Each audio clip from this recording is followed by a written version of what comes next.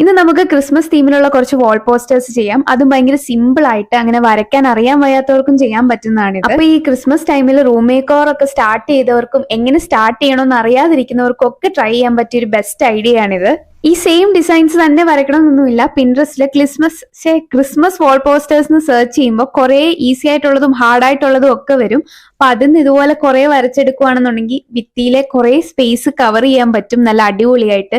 പിന്നെ ഈ ഒരു ക്രിസ്മസ് കളേഴ്സ് എന്ന് പറയുമ്പോൾ ഈ ഒരു ഗ്രീൻ റെഡ് വൈറ്റിൽ വരുമ്പോൾ നല്ല വൈബ്രന്റ് ആയിട്ടിരുന്നു. ഇത് ഞാൻ പണ്ട് തൊട്ടേ പരീക്ഷിച്ച് വരുന്ന ഒരു സാധനമായിരുന്നു. കാരണം എന്റെ വീട്ടിൽ ഞാൻ സ്കൂളിലൊക്കെ പഠിക്കുന്ന സമയത്ത് പെയിന്റ് അടിച്ചിട്ടുണ്ടായിരുന്നില്ല. അപ്പൊ പെയിന്റ് അടിക്കാത്ത ഭിത്തിയിൽ നമ്മൾ എന്ത് ചെയ്തിട്ടും വലിയ ഭംഗിയൊന്നും ആവത്തില്ല.